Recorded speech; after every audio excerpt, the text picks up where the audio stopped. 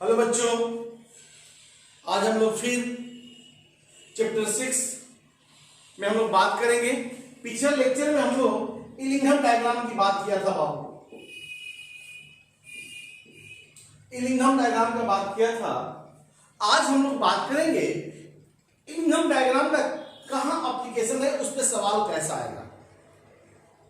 बाबू यहां पे ये कार्बन जब रिड्यूसिंग एजेंट की तरह कार्य करता है, किस तरह से ये रिड्यूसिंग एजेंट की तरह काम करेगा, इसकी बात आज चर्चा करेंगे। इस पे कैसा क्वेश्चन आएगा, इस पे चर्चा करेंगे। एनसीईआरटी बुक में कैसा क्वेश्चन दिया है, इसकी बात करेंगे हम लोग। देखिए, इलिंघम डायग्राम में हम लोग को बात करना है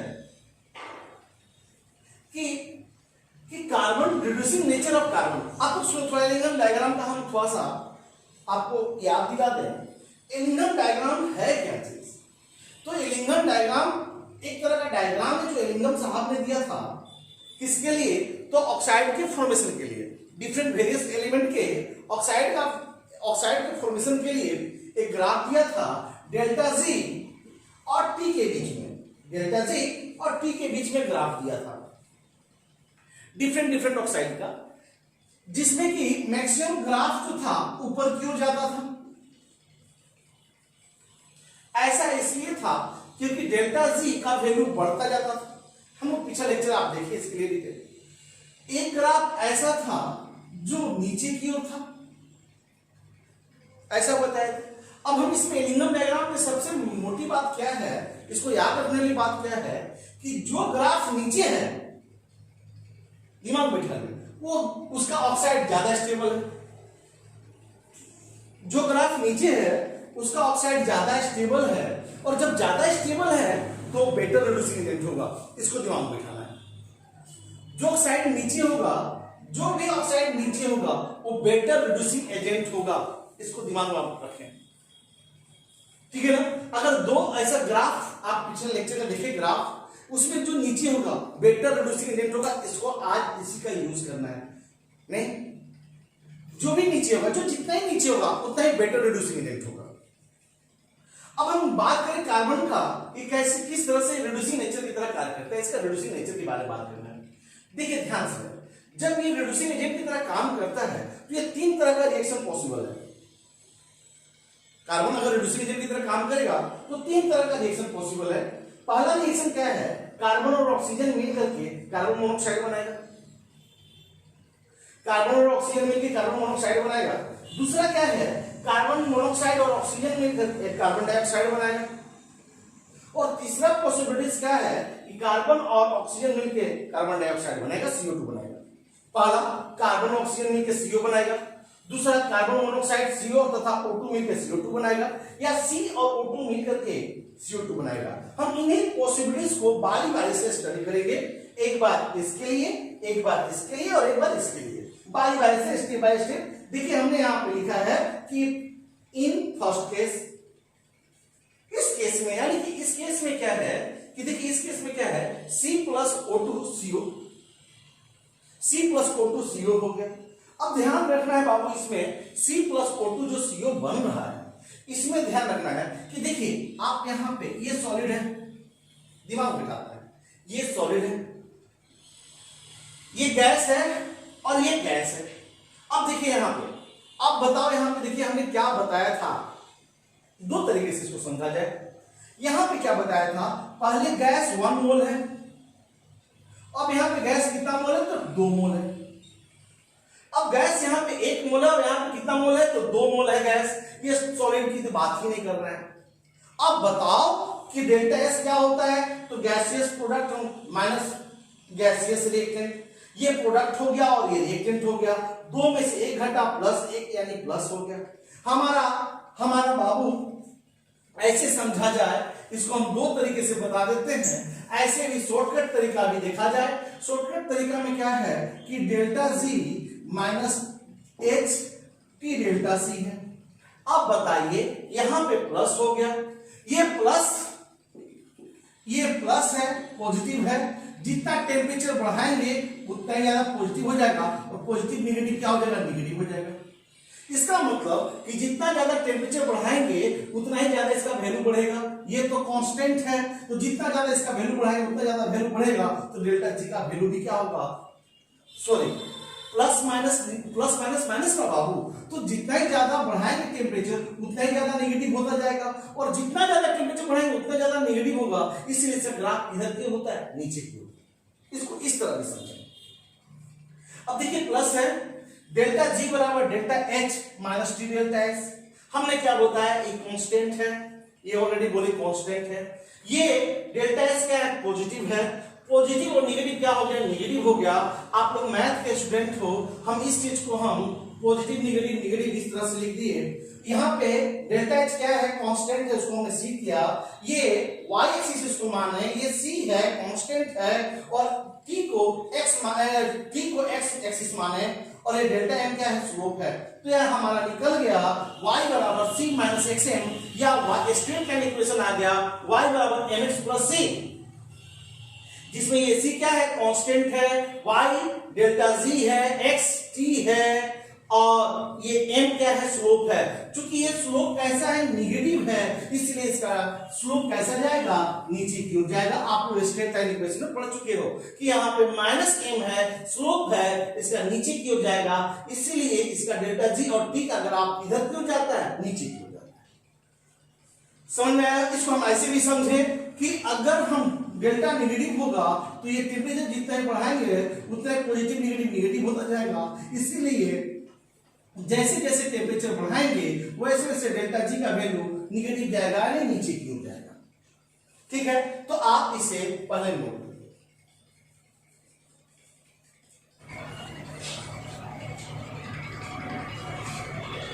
अब देखो बच्चों, हम लोग सेकंड केस किया जाए। ये सेकंड केस, ये फर्स्ट केस हमने बोला, इसका ग्राफ इधर की ओर जाएगा, नीचे की ओर जाएगा। क्यों नीचे की ओर जाएगा, क्योंकि देखिए यहाँ पे मोलों की संख्या में वृद्धि हो रहा है, इंक्रीज कर रहा है, नंबर ऑफ मोल इंक्रीज कर रहा है। अब हम इस बात करें, इस इक्वेशन की बात करें। देखिए सेकंड केस, देखिए फर्स्ट केस में ग्राफ आप याद रखिए नीचे की ओर। अब इसकी बात करें हम, देखिए 2CO प्लस O2 2CO2, यहाँ पे क्या है, ये 2 मोल है, यहाँ पे कुछ नहीं तो 1 मोल है, यहाँ पे 2 है तो 2 मोल।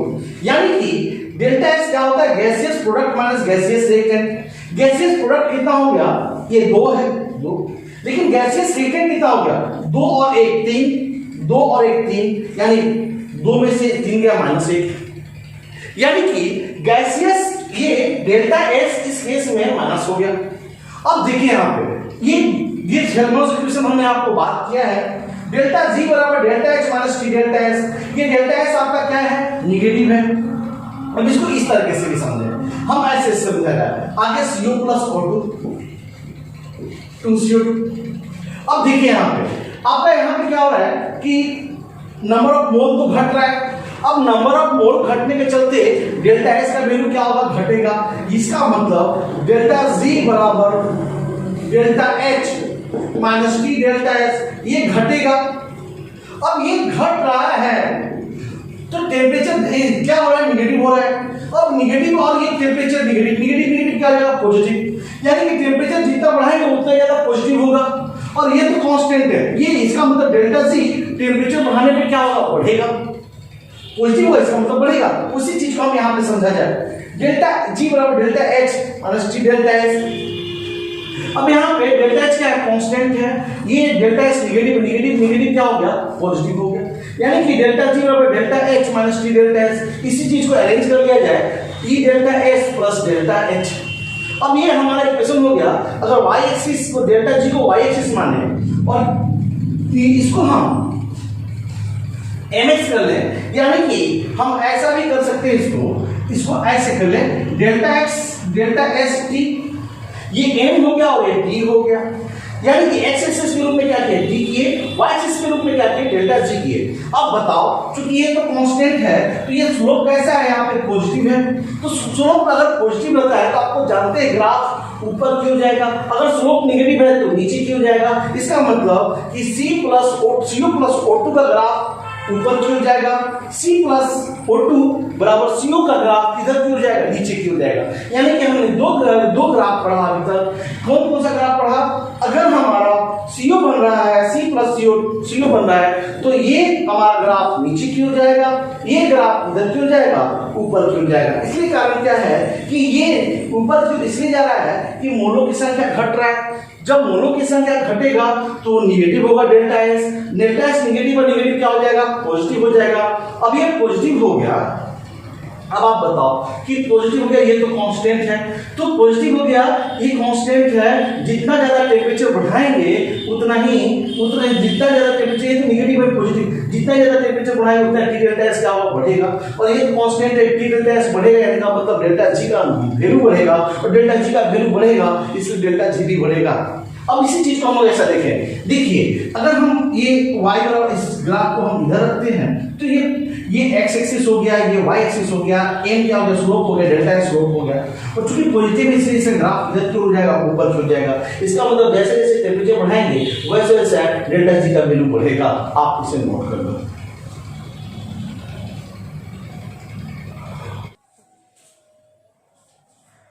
अब देखो बच्चों, हम लोग ये थर्ड केस किया है, ये थर्ड केस।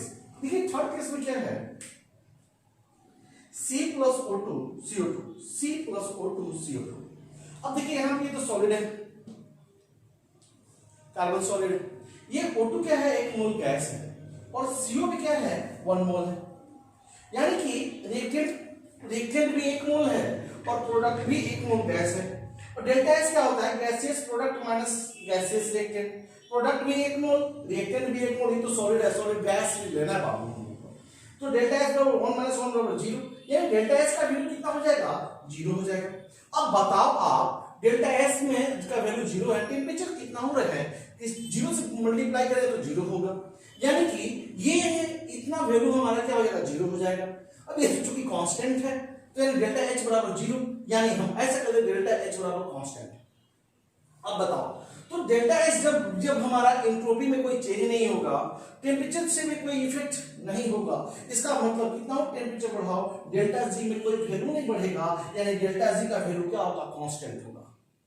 अब टेम्परेचर बढ़ाओ तो डेल्टा जी का वैल्यू कांस्टेंट होगा, इसका मतलब कितना हो टेम्परेचर बढ़ाओ, डेल्टा जी का वैल्यू में कोई परिवर्तन नहीं होगा, यानी जस्ट यही वैल्यू रह जाएगा। इसका मतलब कि इसका जो ग्राफ होगा पैरेलल होगा विद टी। कैसा ग्राफ होगा, पैरेलल विद टी। इस टेम्परेचर पे भी इतना डेल्टा जी, इस टेम्परेचर पे भी इतना डेल्टा जी, इस टेम्परेचर पे भी इतना डेल्टा जी, इस टेम्परेचर पे भी इतना डेल्टा जी। इसका मतलब ऐसे डेल्टा जी बराबर वेट और y बराबर कांस्टेंट, यानी y का वैल्यू अगर कांस्टेंट हो जाए तो उसका ग्राफ कैसा होता है, पैरेलल होता है। तो हम लोग यहाँ पे ये जब ये कार्बन जो है रिड्यूसिंग नेचर, जब कार्बन का रिड्यूसिंग नेचर होता है तो 3 तरह का रिएक्शन होता है। एक C प्लस O2 CO, इसका ग्राफ नीचे की ओर जाएगा। CO प्लस O2 CO2, इसका ग्राफ ऊपर की ओर जाएगा, और C प्लस O2 इसका ग्राफ पैरेलल जाएगा। हम लोग यहाँ पे 3 पॉसिबिलिटीज पढ़े, तीनों पॉसिबिलिटीज का हम लोग अलग अलग ग्राफ खींचे। अब इन तीनों ग्राफों को एक जगह हम लोग खींच डालते हैं तो देखिए कैसा होता है। पहले आप इसे नोट करो।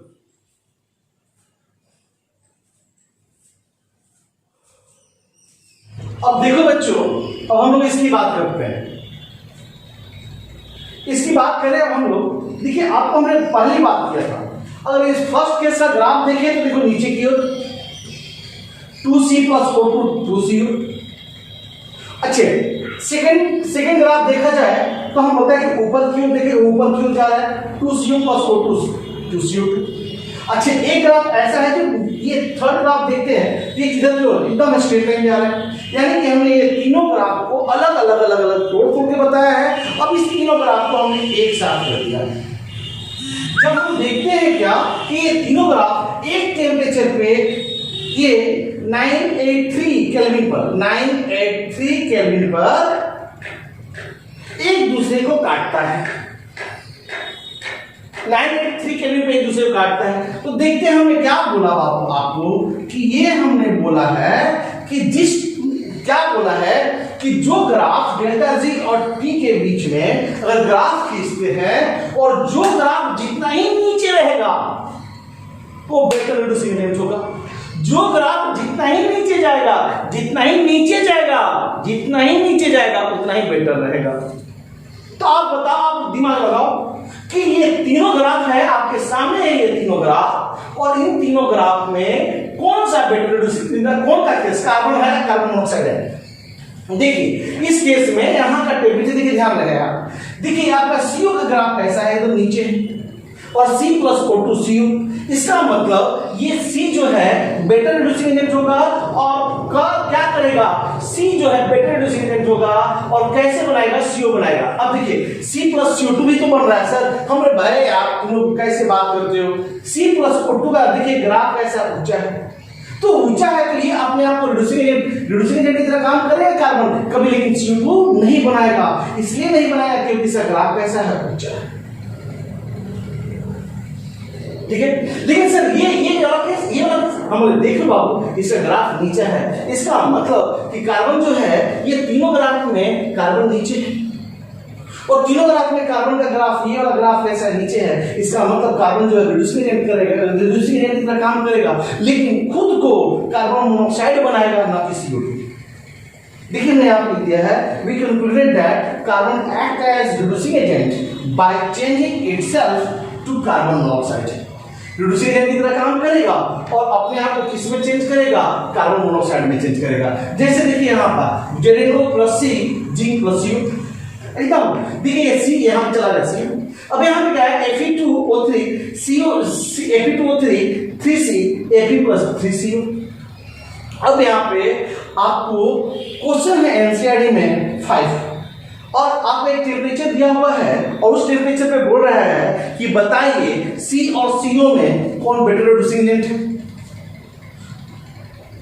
एक टेम्परेचर दिया हुआ, मान लीजिए 683 टेम्परेचर दिया हुआ है, मान लीजिए टेम्परेचर दिया हुआ है और इस टेम्परेचर में बोलता है कि कौन सा बेटर रिड्यूसिंग एजेंट होगा। अरे भैया ये 683 टेम्परेचर में बोल रहा है कौन सा बेटर रिड्यूसिंग एजेंट होगा, C या CO।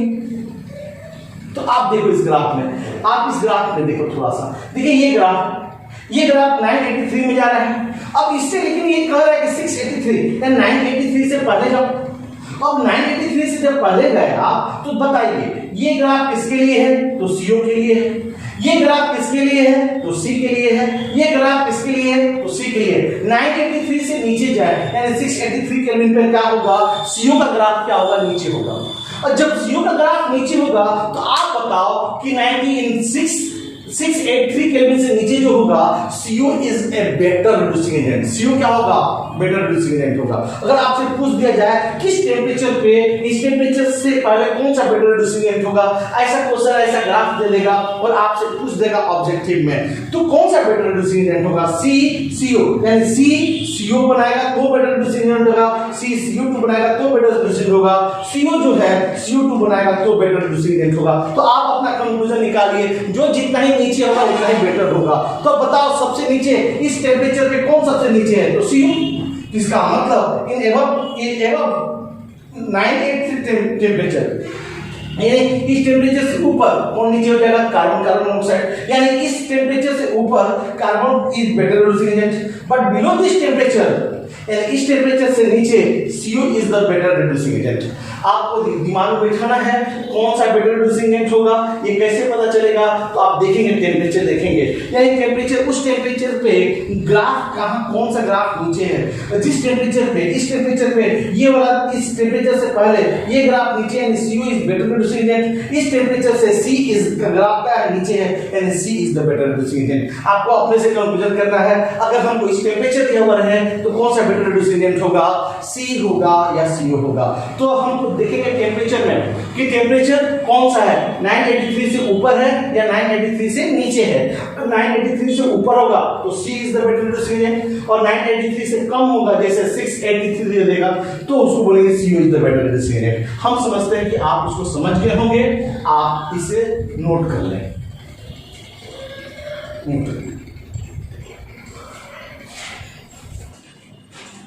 अब देखो बच्चों एक नोट और देखो, एलिंगम डायग्राम आपको बताया हुआ चीज है। इस एलिंगम डायग्राम सॉरी ये 1000, ये 800, ये डेल्टा G हो गया, और ये टेम्परेचर T केल्विन में, टेम्परेचर केल्विन में। देख पाओ, देखो देखो देखो क्या होता है कि जब हम डेल्टा जी नॉट और टेम्परेचर के बीच में जब ग्राफ खींचते हैं एमजीओ का और Al2O3 का, तो देखते क्या है कि 1665 केल्विन पे 1665 केल्विन पे ये दोनों ग्राफ एक दूसरे को काटता है। अब ऐसे ग्राफ दे देगा और बोलेगा क्या आपको क्या बताइए कि क्या अल्युमिनियम एमजीओ को रिड्यूस कर सकता है, या कोई ऐसा कंडीशन बताइए जिसमें Al2O3 को एमजीओ रिड्यूस कर सकता है। ये आपका एनसीईआरटी का इंटरेस्ट क्वेश्चन नंबर 4 और आउटरेस्ट क्वेश्चन नंबर 27 है। तो देखिए आपको बताना है कि कोई ऐसा कंडीशन जिसमें Mg जो है Al2O3 को रिड्यूस करेगा, और कोई एक ऐसा कंडीशन जो MgO को रिड्यूस करेगा। तो बताइए आपका ये ग्राफ में हमको क्या पता चल रहा है कि ये 1665 केल्विन पे दोनों ग्राफ एक दूसरे को काट रहे हैं। आप इस चीज को ध्यान रखें। अब हमने आपको तो पहले ही बताया था लीनियर डायग्राम में जो जितना ही नीचे होगा उतना ही बेटर होगा, जो नीचे जाएगा जितना गिरेगा उतना बेटर होगा, नहीं जो जितना ही गिरेगा उतना बेटर होगा। तो आप बताओ कि कौन कब गिरेगा। अब देखिए इस टेम्परेचर देखिए यहाँ पे हम करते हैं, यहाँ पे देखिए Al2O3 नीचे है, इसका मतलब ये Al2O3 नीचे, इसका मतलब बेटर रिड्यूसिंग एजेंट होगा। यस, कब? जब हमारा 1665 केल्विन टेम्परेचर से ऊपर रहेगा तब, यानी 1665 केल्विन से ऊपर का टेम्परेचर होता है तो अल्युमिनियम का ग्राफ कैसा है, नीचे है। जब नीचे है तो अल्युमिनियम क्या करेगा, बेटर रिड्यूसिंग एजेंट होगा। लेकिन सर ऐसा अगर 1665 केल्विन से नीचे रह जाए तो, अरे आ गया 1665 केल्विन से नीचे, इसका मतलब एमजीओ ग्राफ नीचे है। अरे हम तो क्या बोले भैया, जो बेटर होगा, जो नीचे होगा वो बेटर होगा। तो बताइए 1665 केल्विन से नीचे एमजीओ का ग्राफ कैसा है, नीचे है, तो यानी कि एमजी क्या होगा, बेटर रिड्यूसिंग एजेंट होगा। नहीं समझ में आया?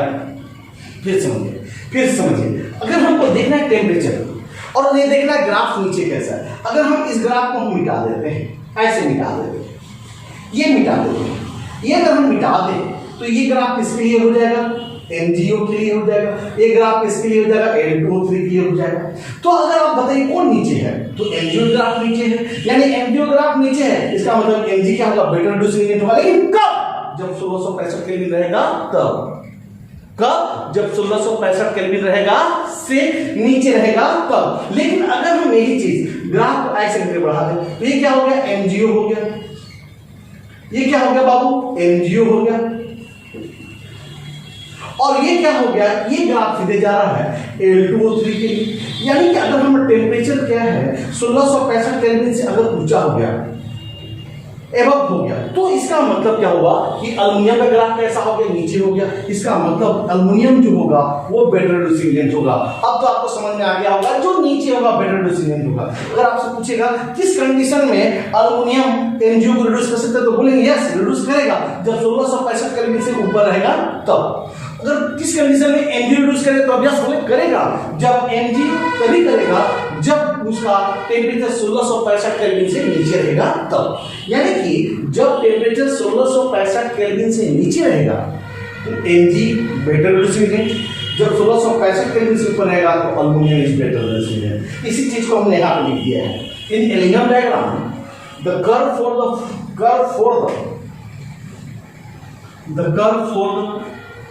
for the formation of MgO and Al2O3 intersect each other at 1665 Kelvin. Above this temperature, aluminum is temperature super. Aluminum can reduces MgO, but below this temperature, Mg can reduces Al2O3. हम तो कहेंगे कि आपको समझ में आ गया होगा और ये दोनों क्वेश्चन आपसे बन जाएगा, आप इसको नोट कर लीजिए।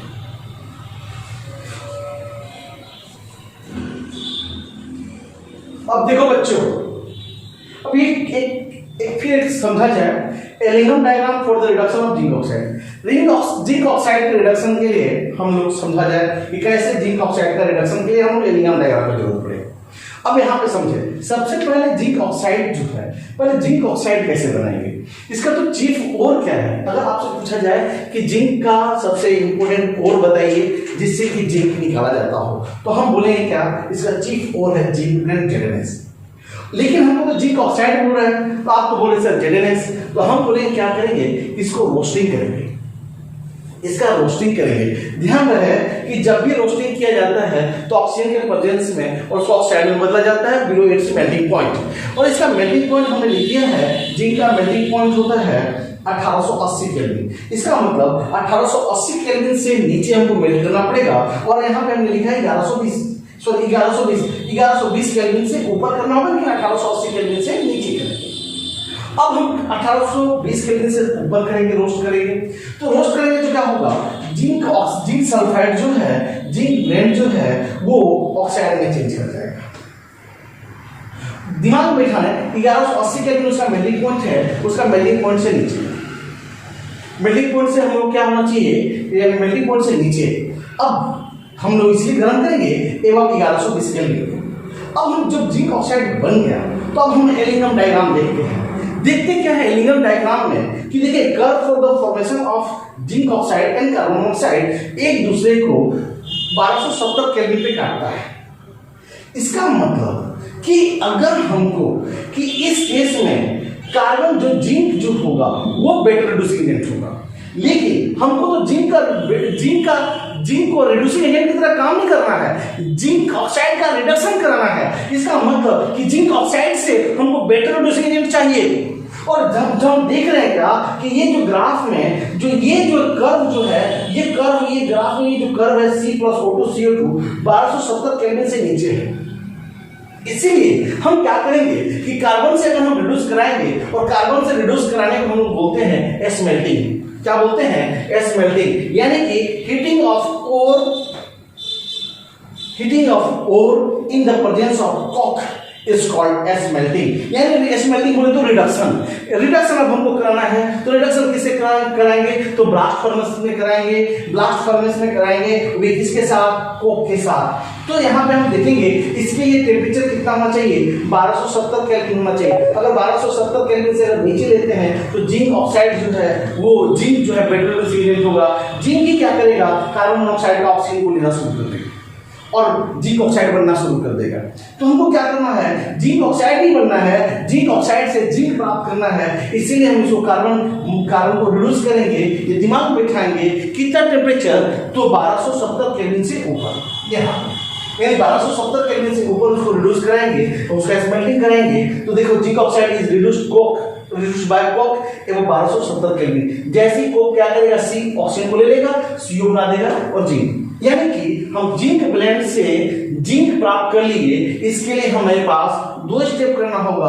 पहले तो उसका रोस्टिंग करके जिंक ऑक्साइड बनाना होगा, और फिर जब जिंक ऑक्साइड बना दिए तो ये जिंक ऑक्साइड का कार्बन के साथ ब्लास्ट फर्नेस में रिडक्शन कराएंगे और जिंक बनेगा। और ये आपका एनसीईआरटी क्वेश्चन नंबर 8 है। तो हम समझते हैं कि जिंक ब्लेंड से जिंक कैसे प्राप्त करेंगे, तो दो स्टेप में करेंगे। पहले जिंक ब्लेंड को हीट करेंगे, रोस्टिंग करेंगे 1120 केल्विन से ऊपर, लेकिन 1180 केल्विन से नीचे में करेंगे, हीट करेंगे, जिससे जिंक ऑक्साइड बनेगा। अब इस जिंक ऑक्साइड को हम रिड्यूस करा देंगे कोक के साथ एवं 1270 केल्विन। जब ब्लास्ट फर्नेस से रिड्यूस कराएंगे तो जिंक ऑक्साइड रिड्यूस कर जाएगा जिंक में। तो जिंक ब्लेंड से जिंक हमें प्राप्त हो गया। आप इसे नोट कर लो, हम समझ गए होंगे। बस दिमाग में बैठाना है बाबू, आपका टेम्परेचर इस टेम्परेचर से ऊपर रहेगा तो ही रिड्यूस कर पाएगा, इस टेम्परेचर से नीचे रहेगा तो रिड्यूस नहीं कर पाएगा। तो आप इसे नोट कर लें।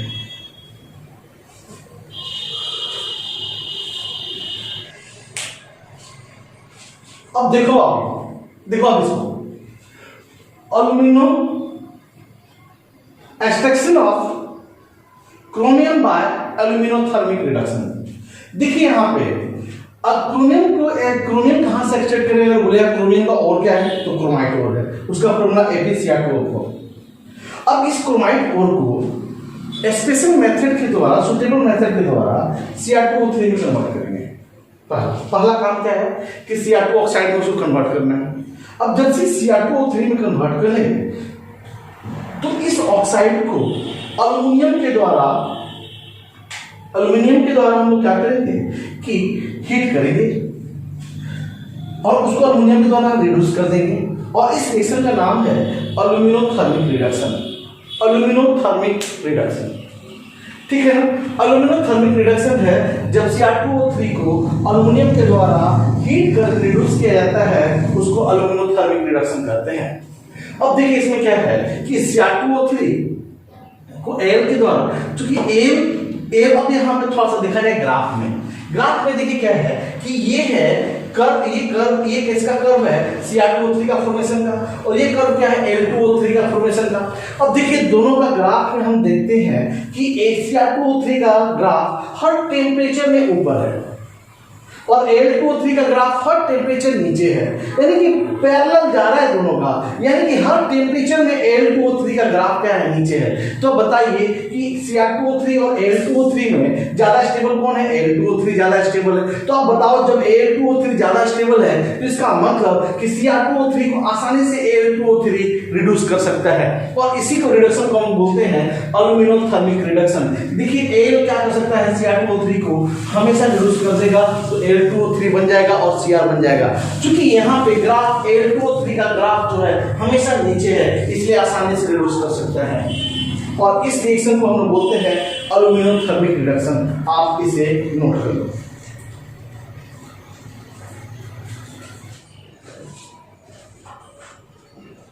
अब इसको देखो थोड़ा सा, देखिए ये जो है Cr2O3 का डेल्टा जी है फॉर्मेशन के लिए, यानी delta G naught for the formation of Cr2O3 is कितना, and delta G naught for the formation of Al2O3 is -827 kelvin. अब देखिए यहाँ पे क्वेश्चन नंबर आउटटेस्ट का क्वेश्चन नंबर 21 है। अगर Cr2O3 का डेल्टा जी फॉर्मेशन 540 केल्विन है निगेटिव में, और Al2O3 का निगेटिव में 827 किलो जूल है, तो आपको ये क्वेश्चन पूछा जा रहा है क्या Cr2O3 को Al रिड्यूस कर सकता है, ऐसा क्वेश्चन है क्वेश्चन नंबर 21 में आउटटेस्ट में। दोनों का फॉर्मेशन दिया है, डेल्टा जीरो फॉर्मेशन दिया हुआ है। अब इसके बाद और क्वेश्चन पूरा है क्या Cr2O3 को Al रिड्यूस कर सकता है। हम कैलिग्राम डायग्राम से समझ में आ रहा है कि रिड्यूस कर सकता है, क्योंकि Cr2O3 के ग्राफ से के कर्व से हमारा Al2O3 का कर्व हमेशा नीचे, इसलिए रिड्यूस कर सकते हैं। लेकिन इस इक्वेशन का आधार हम कैसे करें, देखिए फॉर्मेशन का मतलब बनाना है, Cr2O3 को बनाना तो कैसे बनाएंगे, 4/3 Cr + O2, इसका डेल्टा जी नॉट इतना है। अगर Al2O3 का फॉर्मेशन ऐसा है तो 4/3 Al2 अल्युमिनियम में ऑक्सीजन जोड़ेंगे तो Al2O3 बनेगा। इसके लिए डेल्टा जी नॉट इतना, इसके लिए डेल्टा जी नॉट इतना। अब इसके बाद बोल रहा है क्या Cr2O3 को Al2O3 रिड्यूस कर सकता है। हम लोग क्या करेंगे कि इसको इक्वेशन 1 बना ले, इसको इक्वेशन क्या कर ले 2 बना ले। अब इक्वेशन 2 में से इक्वेशन 1 को माइनस कर दो, यानी घटा दो, यानी कि देखिए इक्वेशन 2 को हमने पहले लिख दिया, फिर इक्वेशन 1 को लिखा। अब आपको तो पता होना चाहिए कि जब सब्सट्रैक्ट करते हैं तो साइन बदल जाता है, तो यहाँ पे प्लस है तो माइनस हो जाएगा, ये प्लस है तो माइनस हो जाएगा, ये प्लस है तो माइनस हो जाएगा, ये माइनस है तो प्लस हो जाएगा। देखिए ऑक्सीजन से ऑक्सीजन कट गया।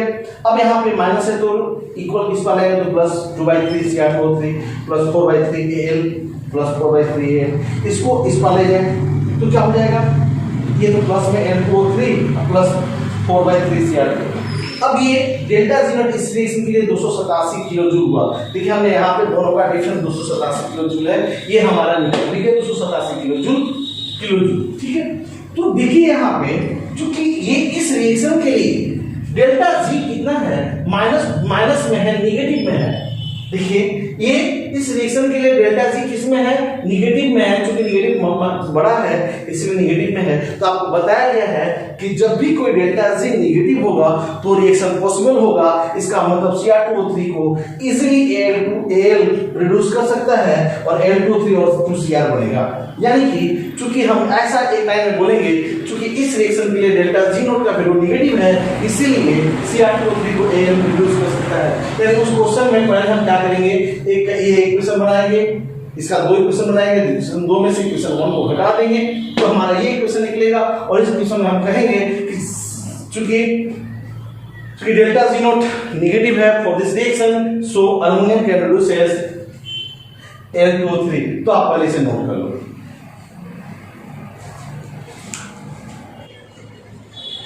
देखो बच्चों इसमें क्या है कि आपका हमने क्या बोला, डेल्टा जी -287 किलो जूल है। इसका मतलब कि हमने क्या बोला कि इस रिएक्शन के लिए डेल्टा जी का वैल्यू, इस रिएक्शन के लिए डेल्टा जी का वैल्यू निगेटिव है, इसलिए यह पॉसिबल है। हमने इसी चीज को पहले लिख दिया। Since delta G comes out negative so air can reduce Cr2O3 and इस रिएक्शन को बोलते हैं गोल्डस्मिथ अल्यूमिनो-थर्मिक रिडक्शन। अब देखिए ऐसा बोलेगा कि क्यों, मतलब क्या ये कर सकता है? यस कर सकता है। क्यों कर सकता है? क्योंकि इसका डेल्टा जी निगेटिव हो रहा है। जब इस रिएक्शन का डेल्टा जी का वैल्यू निगेटिव होगा तो क्यों नहीं करेगा भैया? ये हमने पिछले आपको दिखा चुका है। अब ये क्वेश्चन है आपका इंटेस्ट का क्वेश्चन है ये क्वेश्चन नंबर 3 है ये interest question number 3। Question number 3 है सर, देखना होगा आपको। तो क्वेश्चन नंबर 3 में क्या है कि क्या ये जो है कि देखिए ये भी सॉलिड है, ये भी सॉलिड है, ये भी सॉलिड है, ये भी सॉलिड है। इसका डेल्टा जी का वैल्यू निगेटिव है, लेकिन इसका बोलता है इस रिएक्शन का डेल्टा जी का वैल्यू निगेटिव है, इस रिएक्शन का डेल्टा जी का वैल्यू निगेटिव है, फिर भी ये रूम टेम्परेचर पे नहीं होता है। तो क्यों नहीं होता है ऐसा? तो बोलेंगे क्या आपको कि देखिए यहाँ पे ये भी सॉलिड है, ये भी सॉलिड है, ये भी सॉलिड है और ये भी सॉलिड है। और reactant and product are solid. सभी रिएक्टेंट और प्रोडक्ट क्या है? सॉलिड है। जब सभी रिएक्टेंट एंड प्रोडक्ट सॉलिड है तो आप बताओ, जब सभी रिएक्टेंट एंड प्रोडक्ट सॉलिड है तो क्या होगा? तो इसलिए ये सभी रिएक्टेंट एंड प्रोडक्ट सॉलिड है, इसलिए रूम टेम्परेचर पे नहीं होता है। लेकिन जैसे ही हम टेम्परेचर बढ़ाते हैं तो ये क्रोमियम मेल्ट करना स्टार्ट हो जाता है, इसलिए डेल्टा एस इंक्रीज कर जाता है और रिएक्शन बिकम फिजिबल। नहीं, यानी कि जैसे टेम्परेचर बढ़ाएंगे तो क्रोमियम मेल्ट करना स्टार्ट हो जाता है और इसीलिए रिएक्शन डेल्टा एस बढ़ जाता है और रिएक्शन क्या हो जाता है? पॉसिबल हो जाता है। तो बोलेंगे रूम टेम्परेचर पे क्यों होता है? क्योंकि both all reactant and product are solid at room temperature. लेकिन ऊपर टेम्परेचर क्या होता है? क्रोमियम का मेल्ट करना शुरू हो जाता है, इसीलिए ये रिएक्शन पॉसिबल हो जाता है। इसी चीज को हमने ऐसा लिख दिया है, delta S is negative but it does not proceed at room temperature because both reactant and product are solid at this temperature. At high temperature, chromium starts melting. As a result, delta S increases and hence reaction becomes visible. और इसके चलते reaction क्या हो जाता है? Feasible हो जाता है। हम समझते हैं कि ये आप एनसीईआरटी का इलियम डायग्राम का जितना भी प्रॉब्लम है आप समझ गए होंगे, नहीं? और इसके हिसाब से हम और भी करेंगे, नहीं? तब तक धन्यवाद।